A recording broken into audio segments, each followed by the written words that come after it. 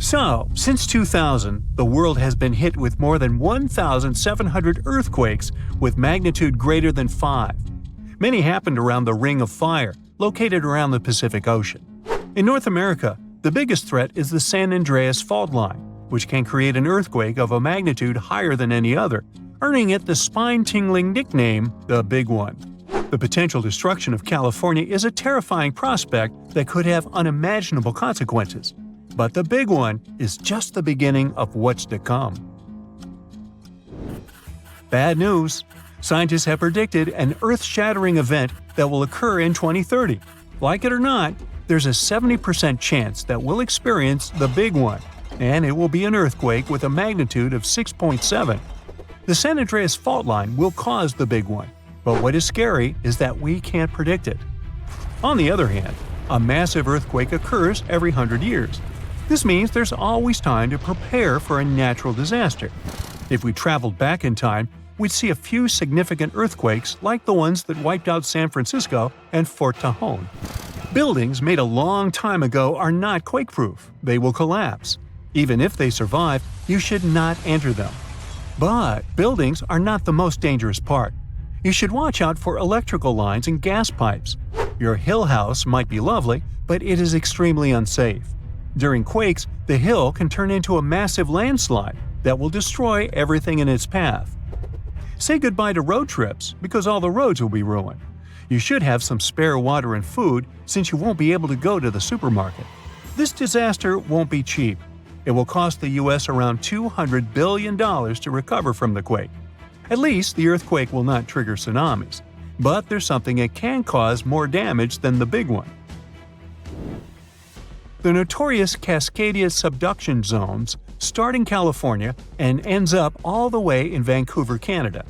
The San Andreas Fault Line is nothing compared to this zone. It can wipe the whole coast off the face of the Earth, an example of hyperbole. Subduction zones are tectonic plates forced to be one under the other and constantly pulling apart. One is called the North American Plate and the other is the Juan de Fuca Plate. Zones like these are not to be messed with, since they are terrifying hotspots for earthquake activity and extremely dangerous because they cause massive underwater quakes. But they are underwater, so what can they do to us? Well, they can cause giant tsunamis, flooding cities, and destroying the coastline. Right now, the most active zone is the Ring of Fire. The Cascadia zone might be less active, but it is like a sleeping beast that can wake up and destroy everything in its path, causing a groundbreaking earthquake. The last time all this stress was released was in the year 1700. Unlike the San Andreas quake, this one will cause massive tsunamis and much bigger shocks. Let's hope you'll be camping in an open field at that time, because most buildings and bridges will likely be destroyed. Also, be ready for the aftershocks, as they'll be devastating. Nature won't be spared either. Landslides will change animals' habitats. Even our homes will be changed forever. Luckily, there is a light at the end of the tunnel, and scientists are doing everything they can to ensure our safety. New rules are implemented. Every new building must be able to withstand massive shocks. They're developing modern warning systems, and every new infrastructure must follow strict quake-proof guidelines. The Juan de Fuca and the North American plates are locked together, but they won't stay like that forever. When they unlock, get ready for a massive shake. The closer you are to the epicenter, the more damage you'll experience. But even if you are lucky to be far away, you may still feel the ground shaking for some time. Now, if we compare the Cascadia subduction zone and the San Andreas Fault, we'll see how much more dangerous the Cascadia zone is. In 1994, there was an enormous 6.7 magnitude earthquake in the Northridge area, close to the San Andreas Fault. Sadly, many people didn't make it, and some were injured. Back then, buildings were not strong and earthquake-proof, and many of them were damaged. The Cascadia subduction zone can potentially cause a magnitude 9 earthquake. A magnitude 6 quake has the power of around 44 million pounds of dynamite, but a magnitude 9 has the power of 44 trillion pounds of dynamite. The strongest ever recorded quake was in Chile. Its magnitude measured 9.5, and it destroyed most everything. So let's say you've survived the quake, but the struggle is far from over. Soon after, a massive tsunami will strike, with waves that might reach up to 100 feet in some areas. That's so unlike the San Andreas earthquake, which can't produce any significant waves. So say goodbye to your beautiful garden, since salt water will destroy trees and plants, changing the environment for a period of time. The only positive thing will be you won't need Halloween decorations, because all those dried-out trees will resemble a ghost forest. The combination of waves, quakes, and the sheer size of the area will make this natural disaster much more dangerous than any caused by the San Andreas Fault or the so-called Big One. A quake similar to this happened around 300 years ago. Many more have been recorded in the past 3,500 years, proving that they continually occur every 400 to 600 years. So, technically, we have around 100 to 300 years before the next big one hits. We still have no idea how exactly the Cascadia subduction zone works, because we discovered it in 1970. This zone is super scary because it can cause big earthquakes. It was found by accident when researchers studied the Ring of Fire. They wanted to know if this area had caused any trouble in the past years, and the proof was under their noses. In Washington, there is a horror forest where nothing has been growing for years. When researchers tested the soil, they found a tremendous amount of salt. They put two and two together and concluded that a massive tsunami had been the reason. Experts still didn't know when the forest was destroyed. But Japan kept records of a gigantic earthquake that had a similar effect.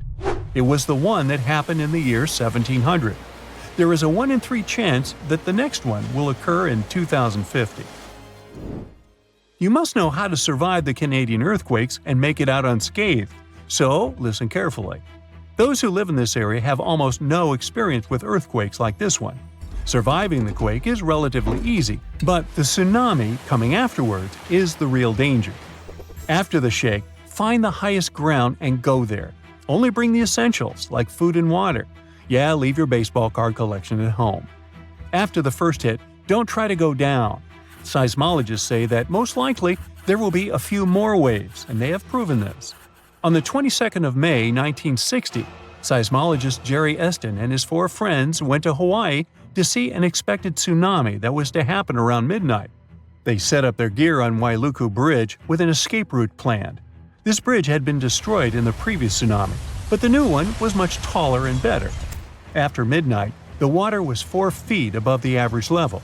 The second wave hit a half hour after midnight, and the water rose another 9 feet by 1 a.m. The water started going down and dropped by 7 feet, but the horror was far from over. Next, they saw a wave that was around 20 feet tall. This shows us that tsunamis are unpredictable, and we should listen to experts to stay safe.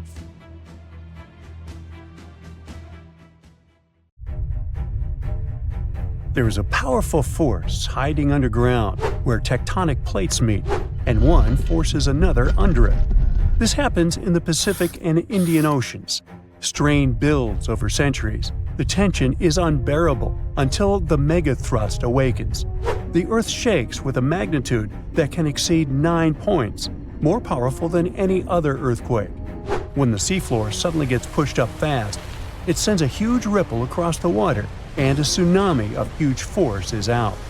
These waves are called teletsunamis, and they cross entire ocean basins, ready to take over coastlines thousands of miles away. The thrust fault stretches over 600 miles.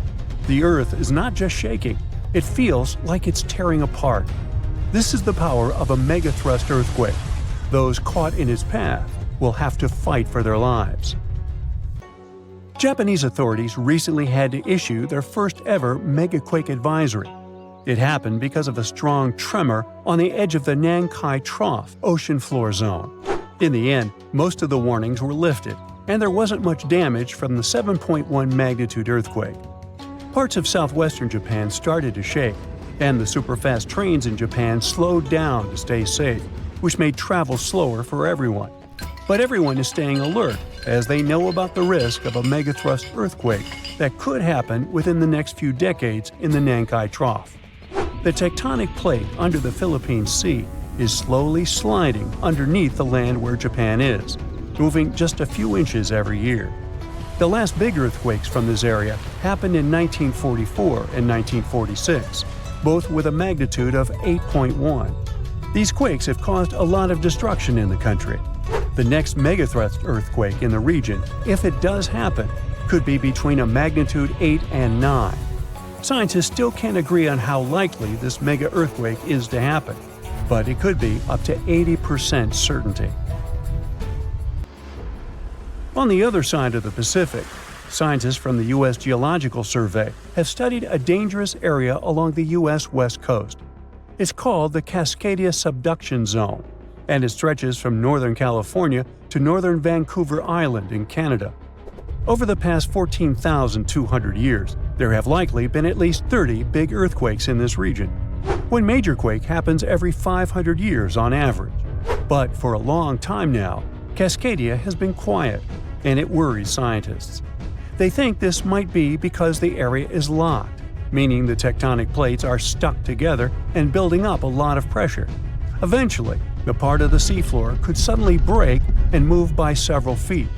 The shaking would be just 5 minutes, but it would create a powerful tsunami as the seafloor shifts that would last for 10 hours. If it happens, it's going to be the worst natural disaster in the country's history, according to experts. The ground on some inland hills could turn into something like quicksand. This would cause the hillsides to slide and crumble, taking down roads and bridges. Around 620,000 buildings could be badly damaged or even collapse, including about 100 hospitals and 2,000 schools. People in Washington state might have to take care of themselves without help for 2 weeks, finding food, water, and shelter on their own. Scientists are studying slow slip events, where the tectonic plates move very slowly over weeks or months, releasing some energy but not enough to stop a big one. Every time the magnitude of an earthquake goes up by just one number, the energy it releases is 40 times bigger. So we'd need about 1 million small earthquakes every day for 500 years straight to release the same energy as one huge magnitude 9 earthquake. But these small earthquakes might be clues that a bigger earthquake is coming. To better monitor the Cascadia fault, experts are mapping the fault more accurately and adding better monitoring tools offshore. Scientists receive over $10 million to install seismic sensors and seafloor pressure gauges on a fiber optic cable off the coast of Oregon. The goal is to be ready to warn people and potentially save lives when a big earthquake strikes. A sharp megathrust earthquake happened in this part of the world in 1964. It went down in history as the Great Alaska Earthquake and had a magnitude of 9.2. It lasted for more than 4 minutes, making it the most powerful earthquake in the history of the U.S. and North America. The ground shook so hard that it caused huge cracks and landslides. In Anchorage, many houses, buildings, and roads were destroyed because they weren't built to handle such a big earthquake. In some places, the land was permanently changed. For example, the coastline near Kodiak and Hinchinbrook Island was lifted by 30 feet. In other areas, like Gerwood and Portage, the ground sank by 8 feet. They had to rebuild roads higher so they wouldn't be flooded by the tide. A huge 27-foot tsunami wiped out the entire village of Chiniga. Many coastal towns were heavily damaged, not just by the earthquake, but also by tsunamis and the fires that followed. After the main earthquake, there were thousands of smaller aftershocks for months. A moderate earthquake of magnitude 4.4 shook Los Angeles in August 2024. Once it was over, the LA Fire Department checked around the city and didn't find any major damage or anyone hurt. In the nearby city of Pasadena, which is close to the earthquake's epicenter, a water pipe burst inside City Hall and everyone had to leave the building. Thankfully, there was no danger of a tsunami. The best we can do to avoid panic in such situations is to be prepared. Japan is one of the places on Earth where earthquakes happen the most because it sits on the edges of 4 tectonic plates. Around 1,500 of these earthquakes each year are noticeable. Because of this, the people in Japan have learned to live with earthquakes. The 1950 law set a rule that buildings should be able to handle earthquakes up to a magnitude 7 without falling apart. An update 30 years later said that buildings should only have minor damage in such earthquakes and still work as usual. But if an earthquake is even stronger, the law says the building's main job is to not collapse and save people's lives. At the most basic level, buildings are made stronger with thicker beams, pillars, and walls so they can handle shaking better. Another technique is placing special pads made from materials like rubber at the base of a building. Some buildings are even built on thick layers of padding that separate them from the ground completely, which helps protect them during an earthquake. A skyscraper might sway back and forth a lot, moving up to 5 feet. To stop it from getting damaged, engineers can add something called dampers every second floor all the way to the top. These dampers are like giant bicycle pumps, but instead of air, they're filled with liquid. When the building shakes, the dampers push against the liquid inside them. Even though the liquid doesn't squish very much, it can still absorb some of the shaking. When they're building tall skyscrapers, engineers try to make the structure as simple and balanced as possible. This means having each floor the same height and placing the support columns evenly. But sometimes, architects who design skyscrapers don't want to make these compromises because they have creative ideas for how the building should look. Then they have to find compromise solutions. For example, Tokyo's Skytree Tower, one of the tallest buildings in the world, is designed in a futuristic style but also includes special features to protect it from earthquakes. It has a central pillar, like in traditional Japanese pagodas, and seismic dampers that help absorb the energy from an earthquake, keeping the building safe. If all the volcanoes on Earth suddenly erupted together, it'd be loud. We'd also have around 1,500 of these formations bursting at once. Now normally it's just 10 to 20 volcanoes that are active each day. But what would the world look like if they all blew their tops simultaneously? Geologists think it wouldn't be pretty. Even if only the land volcanoes erupted together, it would set off a chain reaction way worse than anything we've ever seen before. The two big problems would be ash and volcanic gases. While the explosions in lava would be damaging for people nearby, the real danger lies in what happens next. A thick layer of ash would cover the planet, blocking out sunlight completely. No sunlight means no photosynthesis, which means crops would fade away and temperatures would drop considerably. And all this ash cloud could remain in our atmosphere for up to 10 years. Now, ash aside, there's also acid rain to worry about. Volcanic gases like hydrochloric acid and sulfur dioxide would mix with the atmosphere and fall back down as acid rain. This type of weather would harm the groundwater and ocean surfaces. Even if humans would find a way to survive up to this point, we'd have no corals and no other sea creatures around. Scientists have seen similar events in Earth's history at a smaller scale. Big volcanic eruptions have been linked to mass extinctions. When Mount Pinatubo erupted in 1991, it cooled parts of the world for 2 years. But the extra carbon dioxide from these eruptions could also heat the planet, the same way we turn our stoves to broil for that extra crispy layer on our casserole. Geologists also mentioned that there's evidence in our atmosphere that stuff like this may have happened in the distant past. During the Cretaceous period, carbon dioxide levels were way higher than today, which made it difficult for marine life to thrive. Who would survive all this? Probably just some extremophiles, these organisms that survive in harsh conditions like hot springs or deep undersea vents. As for humans, we could all lay low in underground bunkers until things clear up, or build multiple space stations that could fit us all. Yeah, right. The chances of all volcanoes erupting at once, though, are very slim. Whew! That's because there isn't one giant source supplying all the volcanoes on Earth. Each one of these openings has its own deposit of magma, except for a few cases where they indeed share the supply. For example, in 1912, Nova Rupta in Alaska erupted alongside another volcano sharing magma. Scientists have also found evidence of magma hiding under volcanic areas, like under the Taupau volcanic zone in New Zealand. This magma can spread out horizontally for long distances, but is still just a local feature. Even if we consider all the magma under Taupao as one system, it's not connected to other volcanic areas like Indonesia or the Philippines. Because the great majority are isolated, volcanoes can't sync up to erupt at once. The magma comes from different processes like mantle decompression or adding water to the mantle through subduction. There's no way to make all these different volcanoes erupt together because of how tectonics work. Now, that doesn't mean we won't see interesting volcano activity in the future. Take an underwater area near British Columbia, where recently about 200 small earthquakes per hour have been noted. Deep beneath the Pacific Ocean floor, off the coast of Vancouver Island, magma is set to erupt, heating the water so much that it'll bubble like soda. However, this event will likely go unnoticed by anyone other than scientists.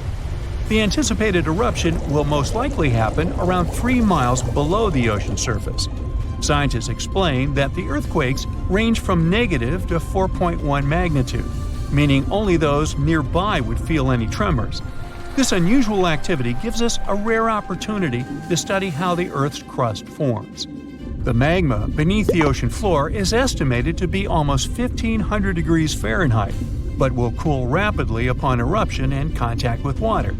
This runny rock will solidify upon contact with the seafloor, turning black quickly.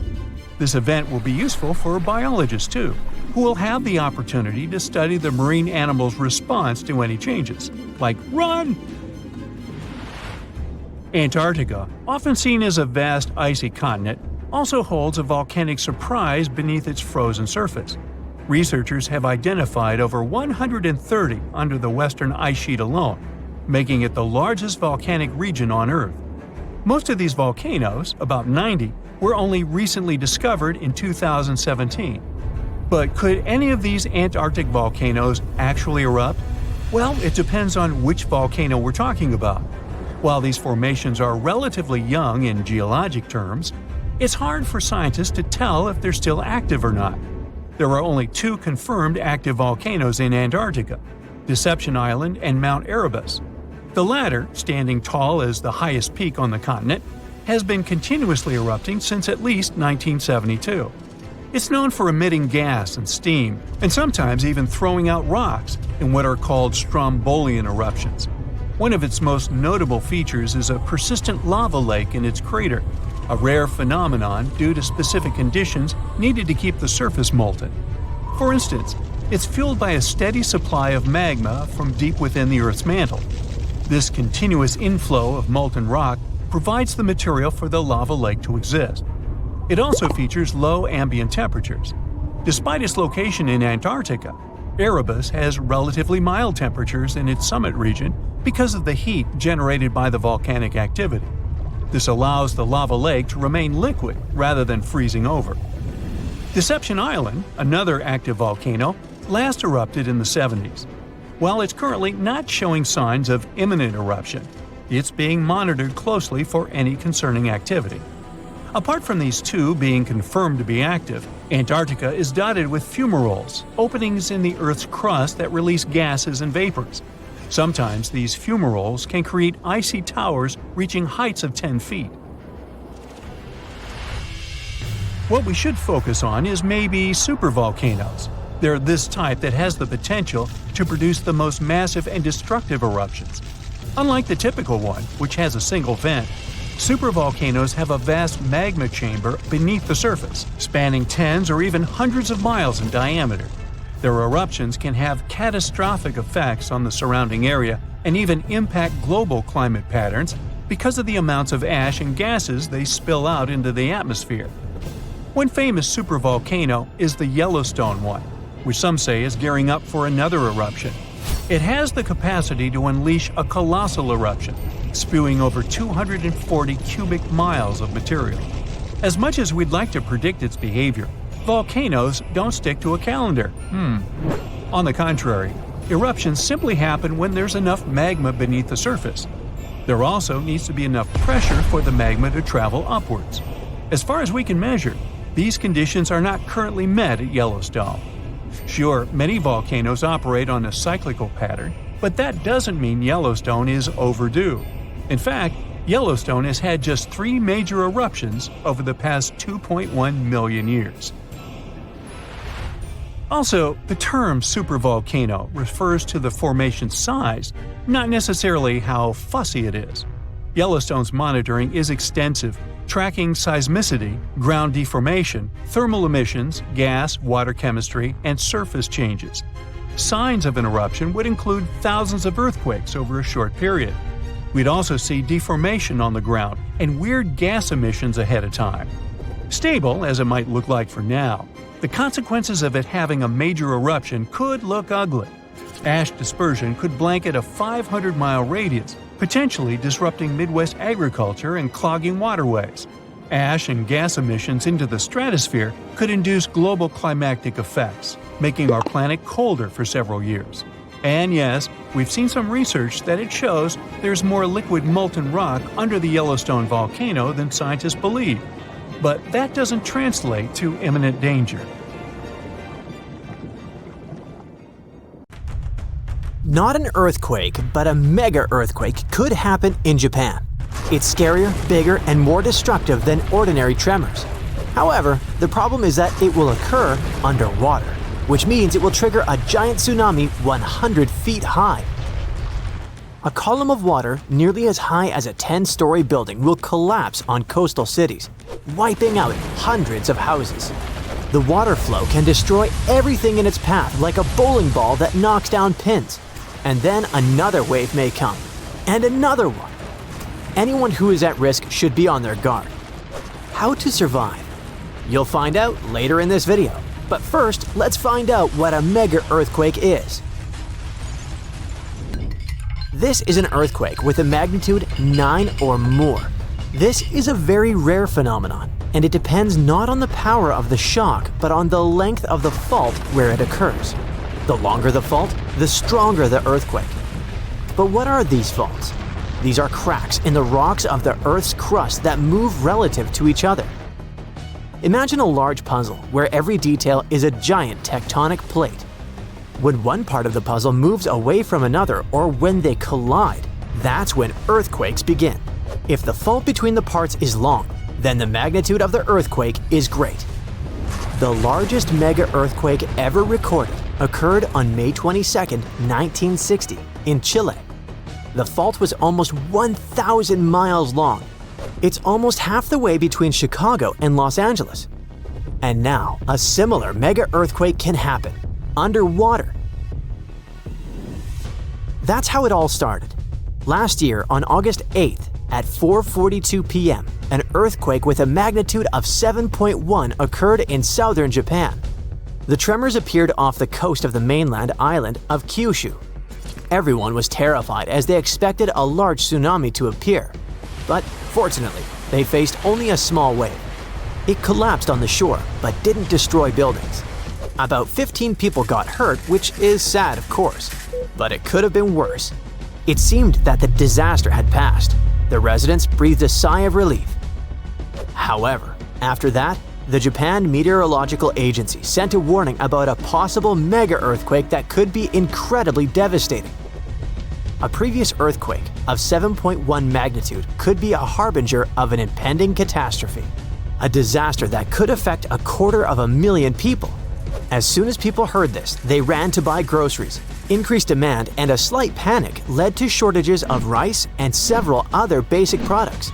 People were stocking up on food and preparing for the worst. But a week later, the Japan Meteorological Agency canceled the warning. It turned out that the small tsunami on Kyushu Island was not a harbinger.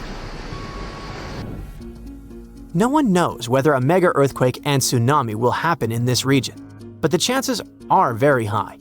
To understand the nature of this danger, we need to dive underwater in a place called the Nankai Trough. It is a 500-mile-long underwater fault that runs almost parallel to the Pacific coast of Japan. This is where the two giant sections of the Earth's crust meet, the Philippine Sea Plate and the Eurasian Plate. And the Philippine Plate is subducting and slowly slipping under the Eurasian Plate, on which Japan is partly located.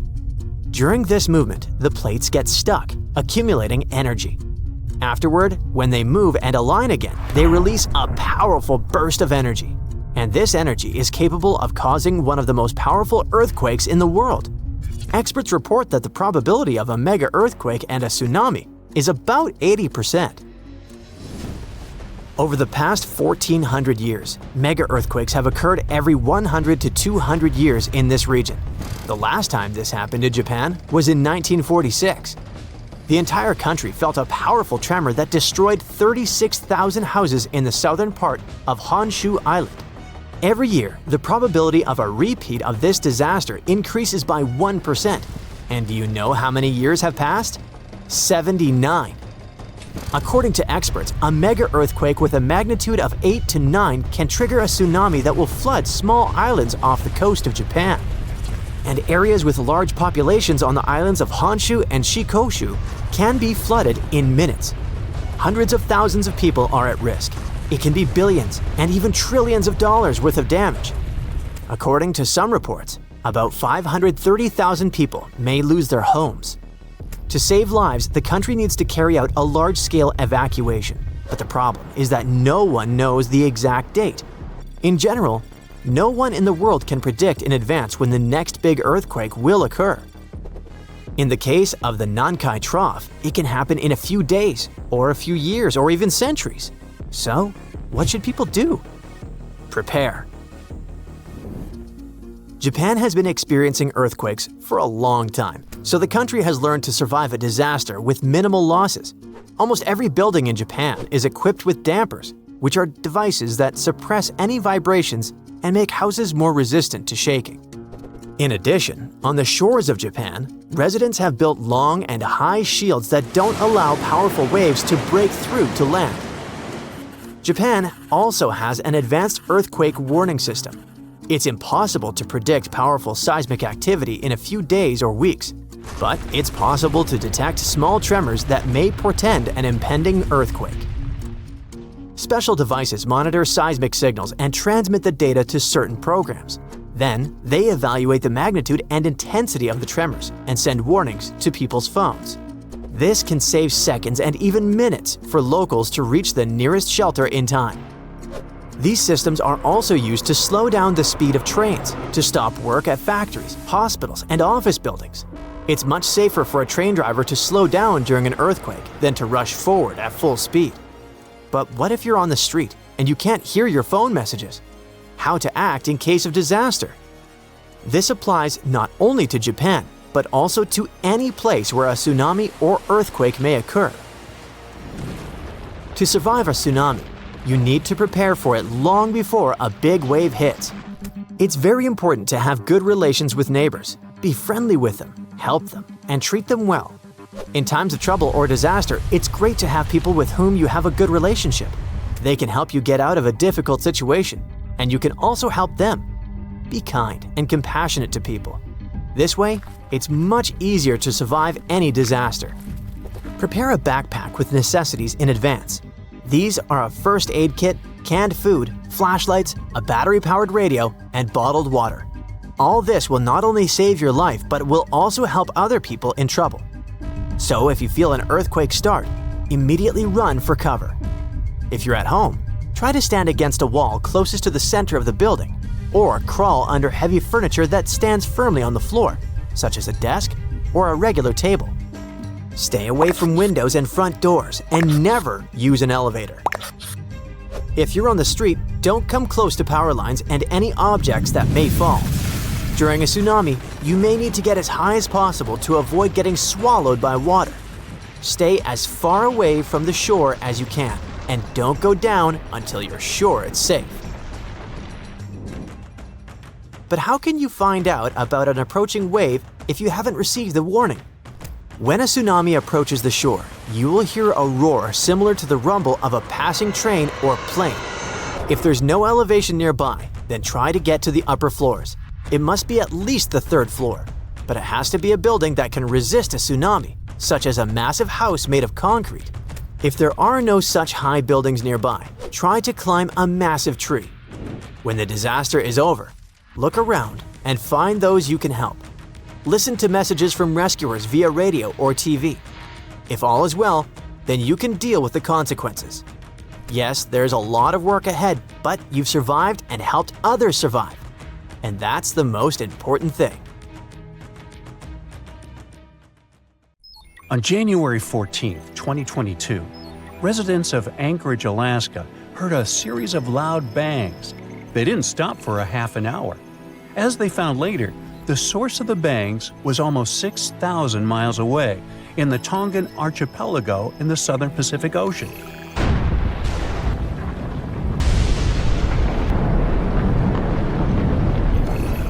The Tonga underwater volcano abruptly woke up from its sound sleep. It last erupted at the end of December 2021 after several years of inactivity.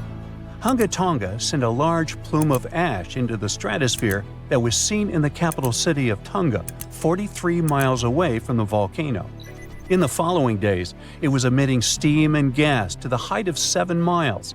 Plus, it was letting out ash that accumulated next to it and even made the island on which it was standing increase in size. Then, it went back to sleep, and the officials even announced it was dormant. But just a couple of weeks later, it woke up again with a crazy force. It sent ash clouds 12 miles into the atmosphere. It blocked the sun in some places and rained down from the sky. The sound waves from the eruption traveled around the planet several times. People in Fiji heard a sound that reminded them of thunder.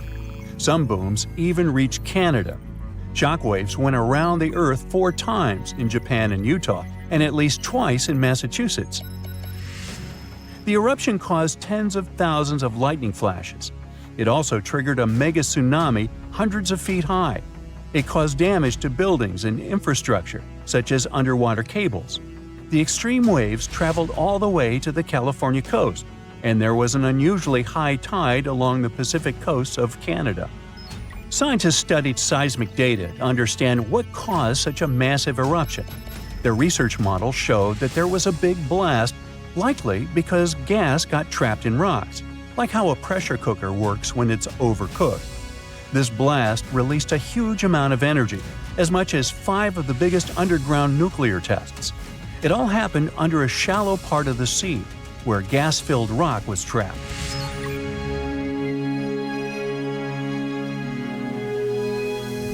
Now, normally when a volcano erupts, the fumes cause a temporary cooling effect on the Earth's surface. But Tonga's eruption was different. It didn't produce many fumes, but released a massive amount of water vapor, equal to 60,000 Olympic swimming pools. The intense heat of the eruption turned vast amounts of seawater into steam, which then blasted high into the atmosphere. All that water vapor ended up in the stratosphere, a layer of the atmosphere that's too dry to form clouds or rain. Scientists don't have any observations of volcanic eruptions like Tonga to predict its long-term effects on our weather patterns. This is because the only way to measure stratospheric water vapor is with special satellites, which have only been around since 1979, and there hasn't been an eruption similar to Tonga in that time. In fact, the Tonga eruption is the most well-recorded blast of its kind in recent history. Scientists had lots of tools to study it, like satellites that took pictures from space and sensors that listened to the vibrations and movements in the Earth. There was a similar eruption in 1991 at a volcano in the Philippines, but back then, they didn't have as many advanced tools as they do now to study it closely. Experts from different countries looked at satellite data right after the Tonga eruption. They wanted to find out how long water vapor would stay in the stratosphere, where it would go, and of course, what this would mean for the planet and for all of us. The first big result of the eruption, at least partially, was a huge hole in the stratosphere that was hanging on for several months in 2023. By the time it appeared, the water vapor had reached the polar stratosphere over Antarctica. But Tonga ended up with just a minimal effect on global average temperatures, at least for now. Let's just hope it won't repeat the story of Mount Tambora volcano in present-day Indonesia. Over 2 centuries ago, in 1815, this bad guy interrupted and caused the year without a summer. In the following year, the winter was unusually cold and wet across Europe and North America. There were also some catastrophic tsunamis, destroying homes that took 10,000 lives and 80,000 more who fell ill in the aftermath. Now, you can't miss an event like Tonga or Tambora eruption, but some underwater volcanoes are discovered by accident. A passenger on a commercial flight looked out her window above the Pacific Ocean and saw a weirdly colored patch on the water. She thought it could be an oil slick or a floating pumice raft, which is a telltale sign of a recent volcanic eruption. She decided to send a photo of this scene to a geologist. And that's how scientists found one of the largest volcanoes in the world, Havre. It's hiding about 3,000 feet below the surface. In 2012, Havre had a massive eruption that lasted about 90 days. Hot lava poured out of 14 different vents around the volcano's semicircle-shaped opening. Havre is just one of many volcanic systems covered by thousands of feet of water. These volcanoes are the most active on Earth and are part of a giant system called mid-ocean ridges that stretches around the world. This system produces about 75% of all the magma that comes out of Earth's volcanoes each year. It releases over half a cubic mile of lava.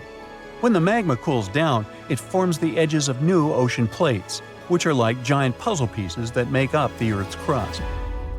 A team of scientists studied material left on the ocean floor by volcanic eruptions from the Bronze Age. About 3,600 years ago, a volcano that was partly underwater in the southern Aegean Sea woke up with a bang. This eruption destroyed the island of Santorini and sent massive amounts of ash, rocks, and gases into the air. It left behind thick layers of ash and rock that settled in piles on the ocean floor. Scientists have been studying the ancient Santorini eruption for several years to figure out what happens during such massive ones. Their research helps explain how future volcanic eruptions could affect the weather on our planet.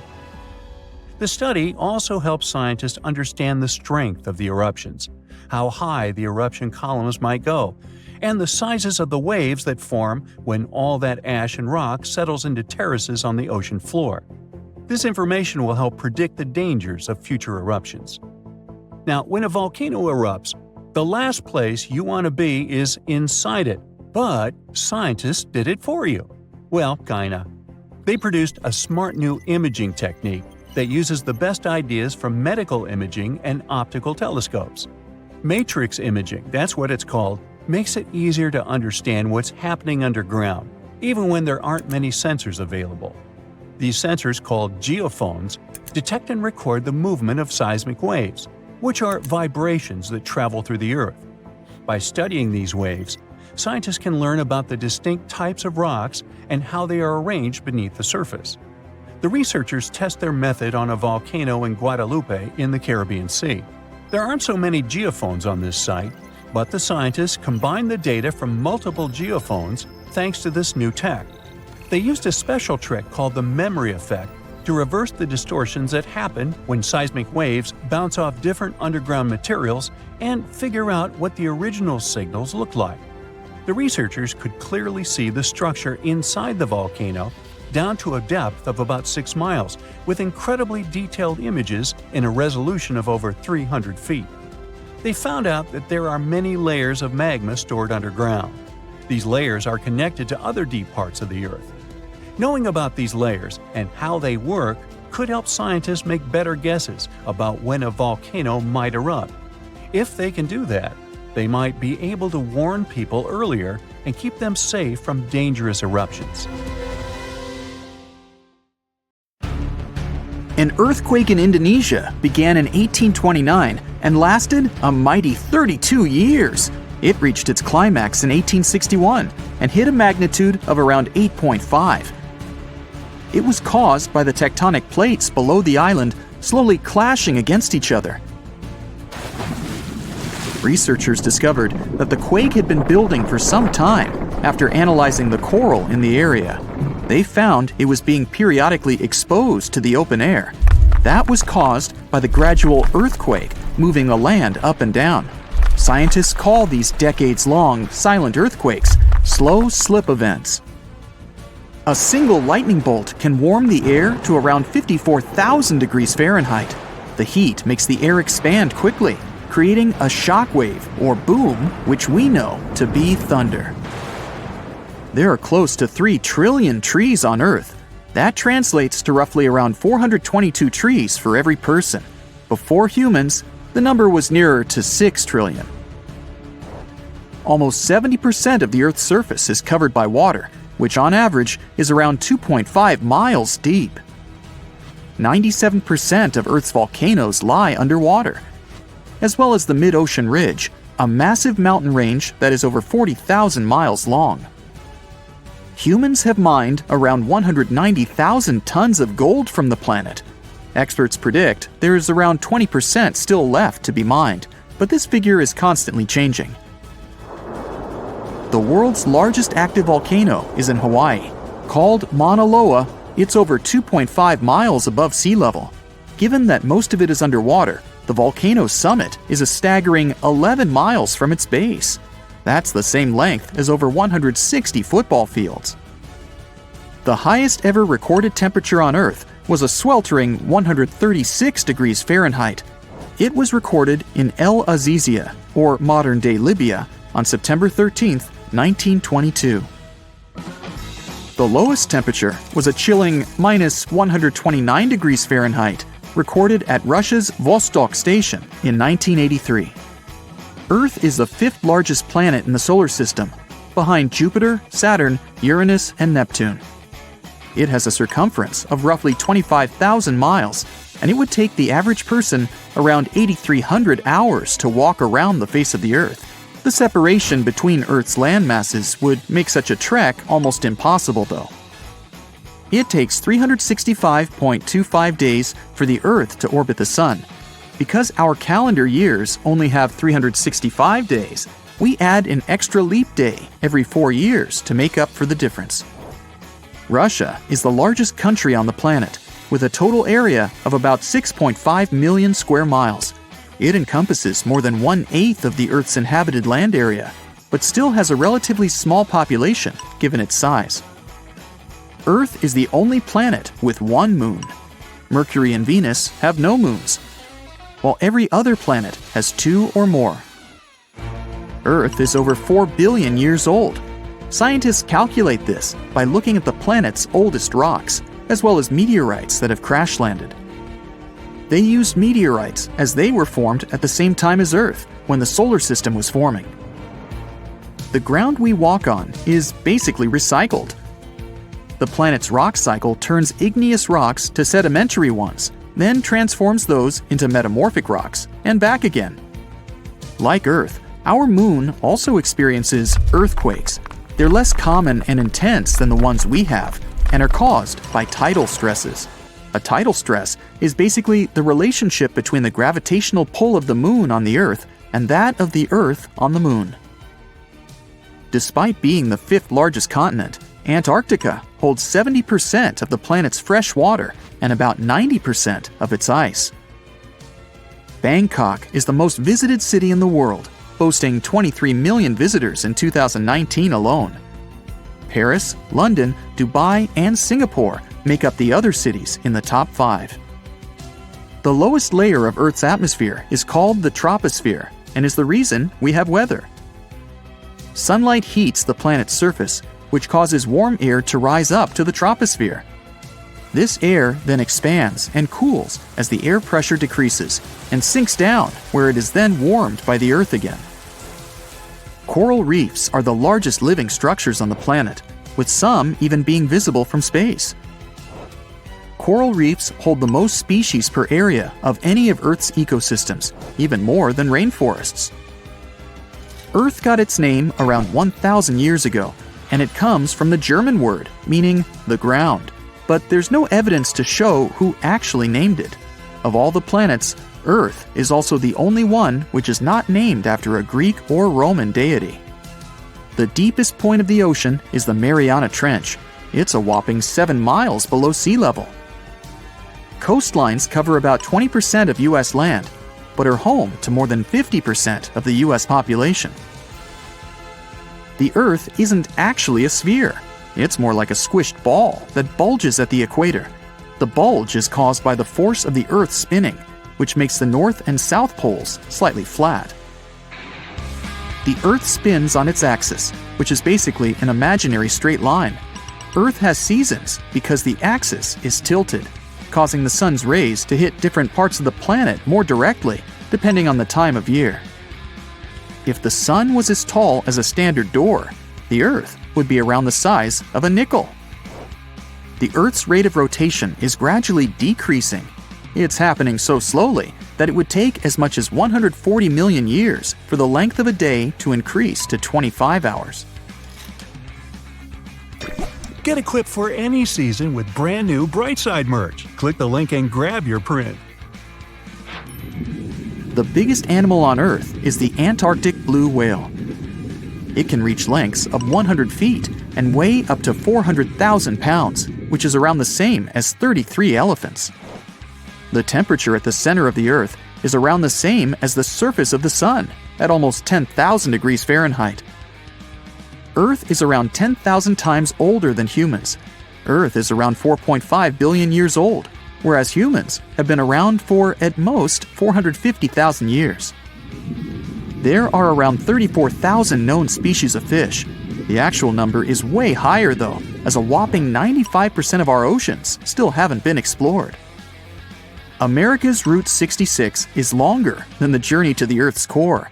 The distance to the core is roughly 2,000 miles. Route 66 is almost 2,500 miles. The Earth is made up of three main components: the crust, the mantle, and the core, which is divided into the outer core and the inner core. Scientists have estimated that there are around 8.7 million species on the planet. Out of this, between 1 to 2 million of these species are animals. But roughly 86% of land species and 91% of fish have yet to be discovered by humans. Ancient astronomers used to think that the Earth was the center of the universe. For 2,000 years, they believed the Earth to be static, while other bodies traveled in orbit around us.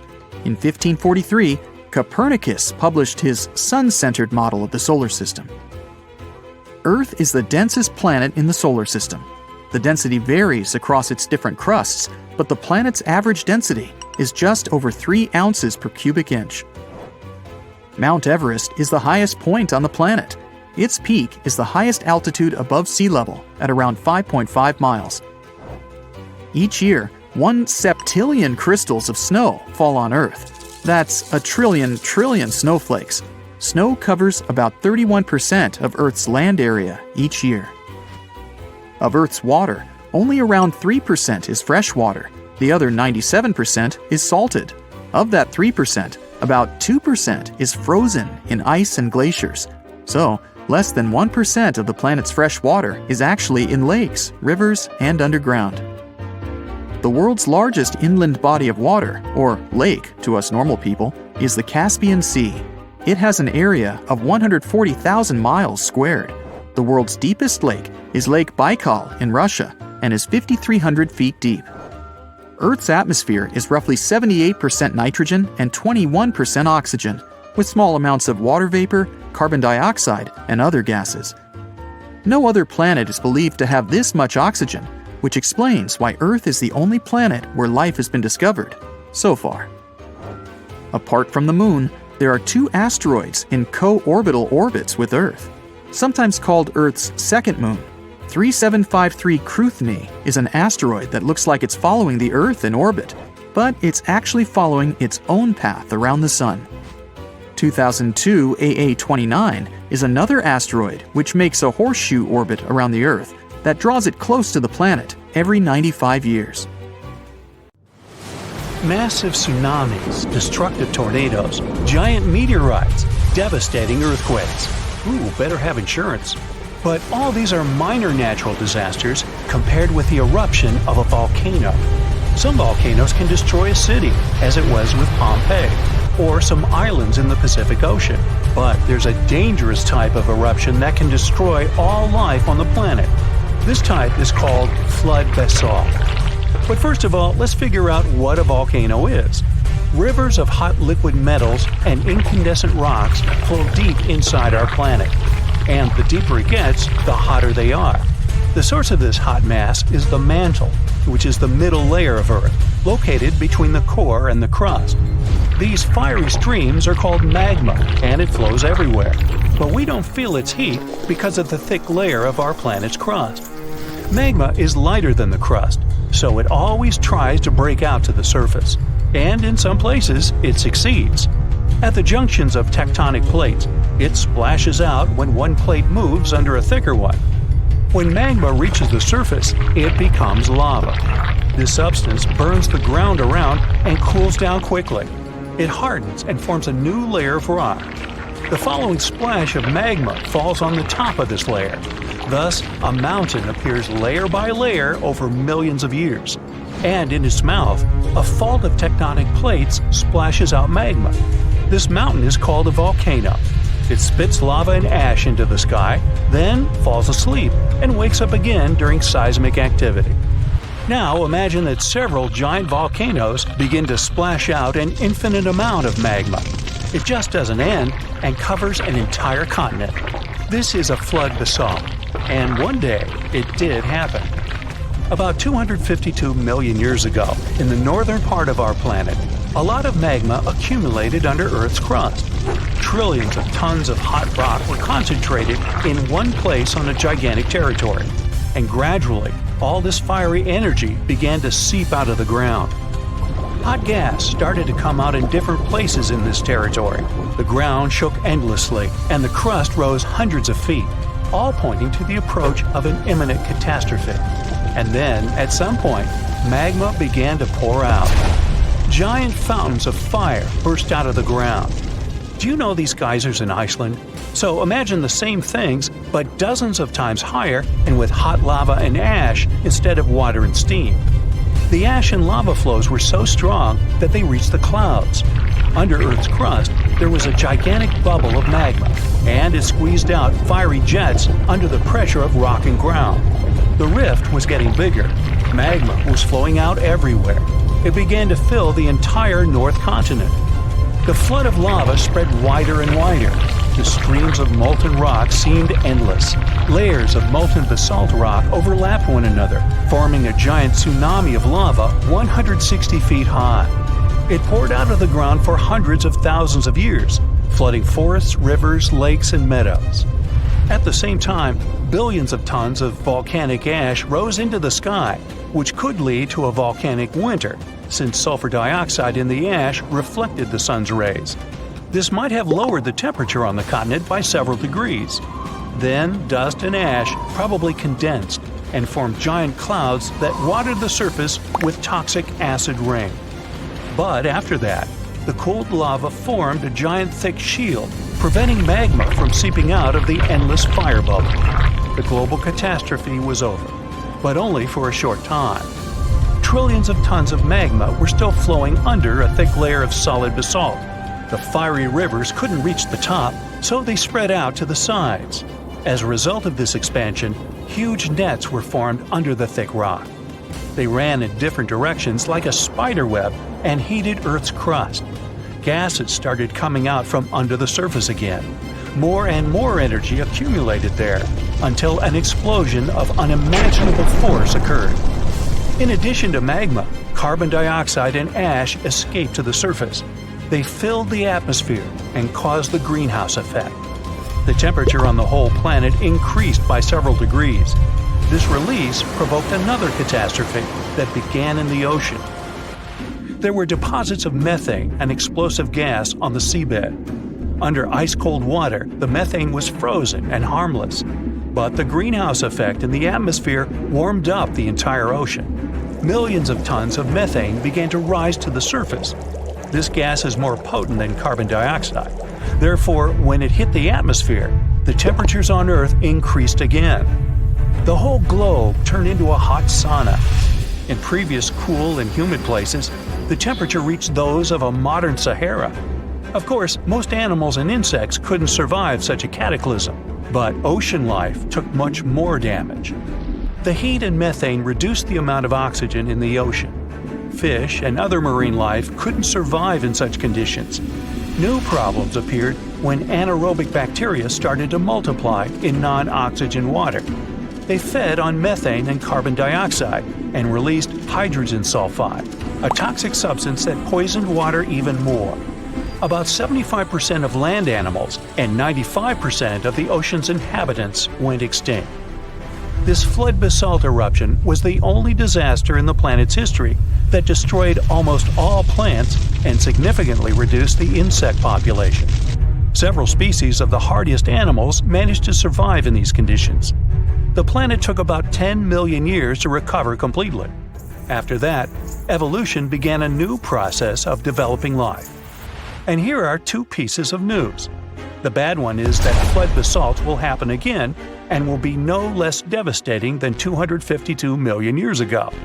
The good news is that it will happen in hundreds of millions of years. But when that happens, humanity will need to be prepared. It will start on the ocean floor.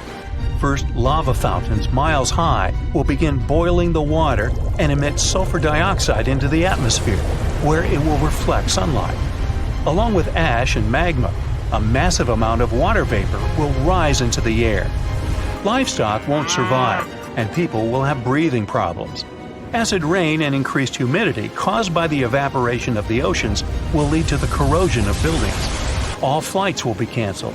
People will have to wear gas masks. Many animals won't be able to handle this eruption, but humans will adapt quickly. But then another and another eruption will follow, and this endless catastrophe will soon deplete the resources of humanity. Plants and trees won't recover so fast, and oxygen production will be significantly reduced. Let's hope that humanity will have colonized other planets, including those outside the solar system by that time. And now, let's jump back to the present. About 70% of the seismic activity associated with volcanoes occurs underwater. So let's see how ordinary volcanoes on the ocean floor work. Water, as well as land, rests on tectonic plates. Therefore, if their structure is broken at the joints, magma seeps through them. But unlike terrestrial volcanoes, lava here doesn't spread in different directions, burning everything it meets. It solidifies under the pressure of cold water. Underwater volcanoes can erupt for a long time with breaks in between. Magma covers the seabed. After another 100 or 1,000 years, a new eruption begins and a new layer of rock forms over the previous one. Over millions of years, layer by layer, magma is rising. And then, one day, a volcano rises out of the water. Magma splashes out of it and increases its height. And now we have a large volcanic island. Then the volcano falls asleep and life appears on the newly formed piece of land. Magma flows from the planet's mantle, filled with various chemical elements. This hot mix saturates the soil with useful substances and thus promotes the growth of plants and trees. Then birds and other animals arrive there, and the volcanic island turns into a paradise. Then humans arrive and pave over paradise to put up a parking lot and a franchise burger joint. Hey, don't freak out. Those red waters you see aren't blood oceans. It's just a natural occurrence called the red tide. Red tides often happen in Florida, especially in the West Florida shelf, and they can stick around for weeks or even months. They're basically caused by an increase in algae levels, hence the color. Those algae produce toxins that can be harmful to marine life. They can also be bad news for us humans, causing symptoms like upset stomach and urgent bathroom trips, if you're picking up what I'm putting down. Volcanoes are super scary, but there's nothing scarier than getting taken out by a pyroclastic flow. These fiery flows move crazy fast and reach insane temperatures, like hotter than your oven on a pizza night. They're like a fireworks show of volcanic eruptions filled with ash, lava, and hot gas, speeding down mountains at 50 miles per hour.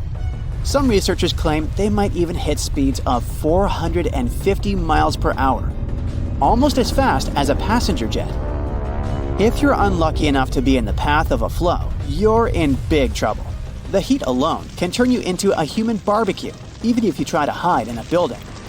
The air around the flow can reach temperatures high enough to fry your insides, burn your clothes off, and leave metal melted into your skin, which almost sounds like a Marvel origin story. However, a lot of people have met their end because of these flows. But there's one crazy story about a guy named Luger Silbaris, still sounding like an origin story. So on the 7th of May 1902, there was a major eruption on the island of Martinique. The night before, Silbaris had gotten into trouble and ended up in jail. Maybe this is a villain origin story. He'd been locked in a sturdy cell facing away from the volcano. The next morning, Mount Pella unexpectedly erupted, destroying St. Pierre within minutes. The flows wiped out around 30,000 people, but Silbaris survived in his cell and became known as the guy who lived through doomsday. The rescue team found him 4 days later. By the way, the cell still stands today. I hope somebody tested him for superpowers. Back on August 21st, 1986, a guy stumbled upon some animals showing no signs of life on his way to Nios village in Cameroon. To his shock, he later found out that everyone in the village had mysteriously passed away. The same thing happened at Lake Manaun in 1984. Turns out, those tragic incidents were caused by something called limnic eruptions, which are pretty rare disasters where carbon dioxide suddenly bursts out of lake waters, creating a hazardous gas cloud. These type of eruptions usually happen in lakes with high levels of CO2, which can be caused by things like volcanic gases and high pressure. Any little change in temperature or pressure can set off an eruption. So, experts have started looking into ways to safely release CO2 from lakes like Manaun and Nios in order to lower the risk of more disasters in the future. In March 2024, a video captured a terrifying moment of a woman disappearing into a sinkhole while browsing through a Chinese department store. Guess she got more than she bargained for. Ha ha ha. Moving on. The scene unfolded as the floor beneath her gave way, sending her plummeting into the abyss. In the midst of the chaos, another customer frantically ran away before returning to check on the woman who had fallen. Their quick thinking and the swift response of emergency crews and firefighters saved the day, resulting in only minor injuries for both women. I'm glad that lady checked on her because I would be gone. An anvil cloud is basically a big cloud made of ice particles that forms at the top of really tall thunderstorms, or those huge cumulonimbus clouds. The flat top shape is caused by the air rising in the storm and spreading out when it hits the stratosphere. That's why it's called an anvil. It looks like the tool metal workers use. Duh. The air from the anvil cloud is cooler than the stratosphere air, which keeps it from going any higher. You can spot anvil clouds from really far away, sometimes over 100 miles. Often you might see streaks of snow coming from the edge of the cloud known as virga. The snow disappears before hitting the ground because of the dry air. If you notice clouds poking through the flat top or bubbling up, it's an overshooting top, a sign of a super strong storm. Anvils are known for producing dangerous lightning. Normally, lightning comes from the bottom of a storm, but anvil clouds can produce really powerful lightning from the top. This lightning can strike out of nowhere, even from up to 30 miles away. So keep an eye on those anvil clouds if you see one forming nearby. Lahars are no joke. They're basically fast-moving, super dangerous streams of rock, ash, and water that come down the slopes of volcanoes. It's important for everyone to be aware of them. Scientists, policymakers, and even us regular folks. By understanding how lahars work and their potential impact, we can try to stay safe when volcanoes start acting up. Saving lives during natural disasters is the name of the game. There are two main types of lahars: debris lahars and mudflow lahars.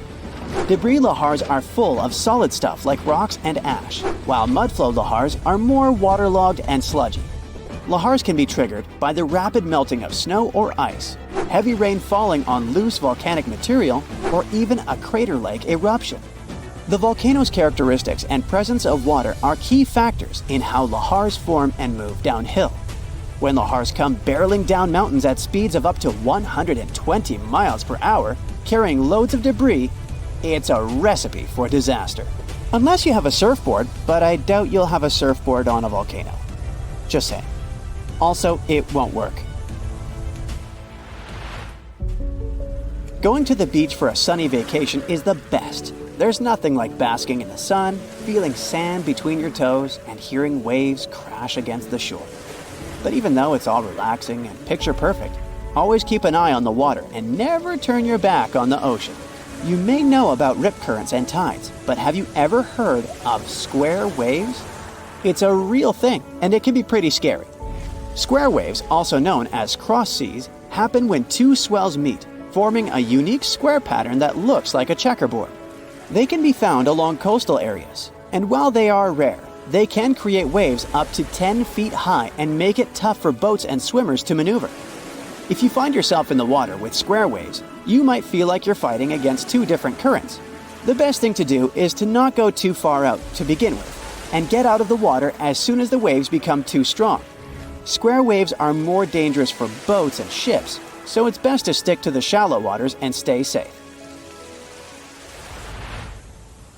Whirlpools and maelstroms are powerful natural forces that have scared sailors for years. They happen when certain weather and current conditions come together just right. Most of them are safe if you stay away, but let's see what they really are and how they form.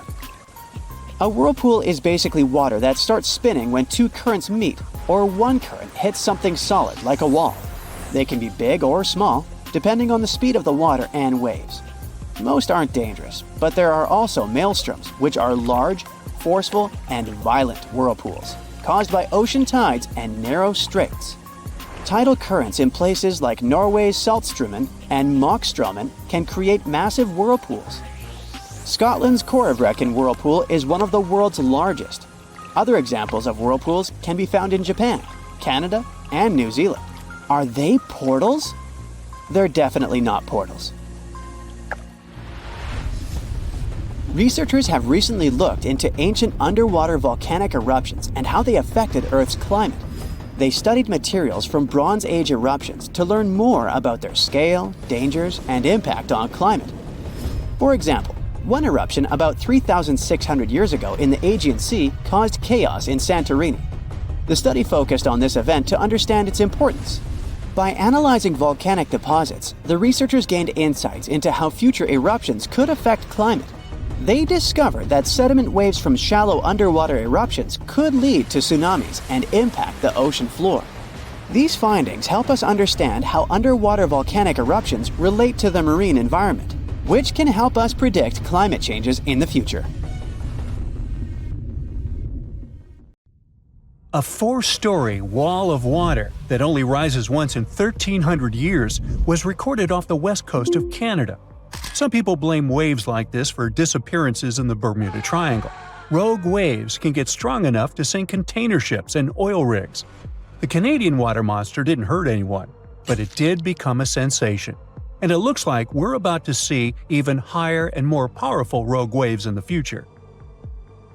The team of Marine Labs, the company that operates the buoy that got caught in the Ucluelet wave, couldn't believe the data they saw. A huge force came out of the blue, pulled the buoy down, and then set it up to a peak before taking it even deeper. They thought it must be a rogue wave, so they sent the data to a scientist at the University of Victoria who specializes in these beauties. They analyzed the data and confirmed it was indeed not a technical mistake. The wave officially became the most extreme rogue wave ever officially recorded, as it was 3 times the height of waves around it. Scientists have reported seeing giant waves coming out of the blue for centuries, but no one really believed them. Back in 1826, a French scientist and naval officer was crossing the Indian Ocean on his ship, the Astrolabe. They got in a terrible storm and saw several waves over 98 feet tall. It's almost as tall as a 10-story building. The crew lost one of its members, but the 4 of them, including the captain, made it to land and shared what they saw. But back then, scientists were sure waves couldn't be taller than 30 feet. Everyone took their story as a tall tale. Pun intentional. Over a century later, a cargo ship, the MS München, mysteriously disappeared. People believed it to be unsinkable, just like the Titanic, so it was a real shock that all that was left of it was one lifeboat. When experts analyzed the damage, they concluded that it must have been hit by a wave that was around 65 feet high. Witnesses shared many other stories of giant waves coming out of nowhere, but scientists officially recognized the first rogue wave only in 1995. It went down in history as the Doppler wave, or the New Year's wave. This monster on the North Sea that was 84 feet tall hit the Norwegian gas platform Doppner on New Year's Day. It was twice larger than the waves surrounding it. The rig was built to withstand waves up to 64 feet tall and had the most advanced sensors for its time. The wave wasn't like any other type of wave they'd studied before. So they had to admit rogue waves were real and gave them an official definition. It's a wave more than twice as tall as others around it. They can pop up lightning fast in a stormy sea, or show up out of nowhere in calm waters. These waves have steep sides and a deep trough below, and look like a wall of water rising out of the sea. They're so intense that they can even swallow up rescue helicopters trying to do their job. In 2007, America's National Oceanic and Atmospheric Administration made a list of 50 historical maritime tragedies that were most likely caused by rogue waves. Some of the events on the list happened not in the open water, but in lakes. Lake Superior has something that's got the name Three Sisters. It is a series of 3 large waves, one after another. The second wave covers the ship's decks before the first one is gone. The third wave jumps in and adds extra water. These 3 sisters overload the ship. There's a theory that this phenomenon took down the freighter Edmund Fitzgerald in 1975. There are 2 main theories trying to explain how rogue waves happen. First, we've got the linear addition theory. Imagine waves cruising through the ocean at their own speeds. When these waves cross paths, they team up and become stronger to turn into a rogue wave. Then there's the nonlinear focusing theory. It says waves like to roll in groups, and when they spend time together, they exchange some energy. Sometimes, this energy exchange turns into a rogue wave. To predict the formation of these freaky waves, scientists would need an innovative radar system to keep a constant eye on the waves near a boat. They'd collect all the data and put in a math model that would create a real-time picture of what the ocean surface looks like at that very moment. This model would need to do new calculations of the surface situation every 5 minutes. It would let the crew know if there were any extreme waves coming up in the next several minutes. Such a system doesn't exist yet, but there is a huge progress in this direction. Scientists from the University of Melbourne went on an expedition to Antarctica and found out that strong winds play a big role in the creation of rogue waves. It looks like they're caused by a mix of strong winds and the random way waves move and interact with each other. This idea was tested in labs before, but now they've proven it happens in real oceans too. To study these waves, the scientists use special 3D cameras. These cameras work like human eyes, taking lots of images in a row to create a detailed 3D picture of the ocean surface. It showed that rogue waves happen more often when waves are young, which means they're just starting to form and are more affected by the wind. When strong winds blow over young waves, they make the waves taller, longer, and faster, but not evenly. Some waves steal energy from nearby waves and grow much bigger, which is how rogue waves form. The scientists noticed these giant waves happened about once every 6 hours. They recorded no rogue waves in calmer seas, when the wind doesn't have as much influence. Scientists are concerned that rogue waves may happen more often in the future because there's more energy in the atmosphere and ocean. It looks like rogue waves can be much more powerful than scientists ever thought. They managed to create the famous Doppler wave in a lab for the first time in 2018. This helped them study these mysterious waves up close and showed that their secret is in how they form. We think of waves rolling gently on a beach, but the waves in this study happen in open water when waves from different directions meet. When waves come together from far apart directions, they push the water upward, creating what's called a partially standing wave or a cross wave. This can happen when 2 seas meet, or when wind directions suddenly change, like during a hurricane. The study found that the bigger the angle between the meeting waves, the taller the cross wave becomes. Normally, when a wave breaks, it forms a white foamy top, and that's where it stops growing. But if a wave is formed by water coming from many directions, it can keep growing even after breaking.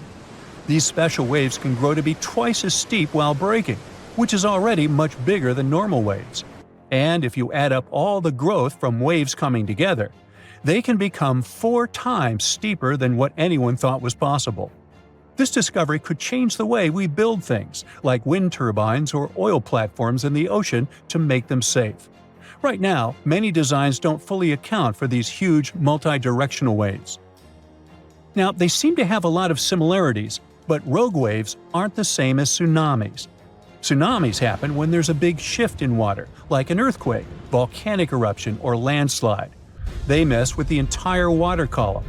At sea, you might not even notice a tsunami cruising beneath you, but near the shore, as it hits shallow waters, those waves can shoot up to crazy heights. Rogue waves are formed at the surface level, although sometimes they can form deep below, and these are called rogue internal waves. Now, if you could get into a time machine and travel back to 1969, you'd see something spectacular. What you're looking at isn't some random desert. It's one of the most powerful waterfalls, completely dry. In the summer and fall of 1969, the American side of Niagara Falls stayed without water. It lasted 6 months. Researchers wanted to study the rock face of the falls. They were afraid it was going to become too unstable because of erosion. Erosion is the process when natural forces, such as water and wind, wear away earthen materials. For example, if you see glacial ice become muddy, it means erosion is happening. 3 waterfalls that cross the international border between Canada and the United States together make something we know as the magnificent Niagara Falls. The 3 waterfalls are the Horseshoe Falls, the American Falls, and the Bridal Veil Falls, in order from largest to smallest. The American Falls are fully on the American side, while the Horseshoe Falls are primarily on the Canadian side, divided by Goat Island. The Bridal Veil Falls, the smallest of them all, are on the American side, but separated from the others by Luna Island. Don't America and Canada have a cool natural border? Many didn't believe we could actually go against wild nature and stop such insane amounts of water from flowing. But we did it.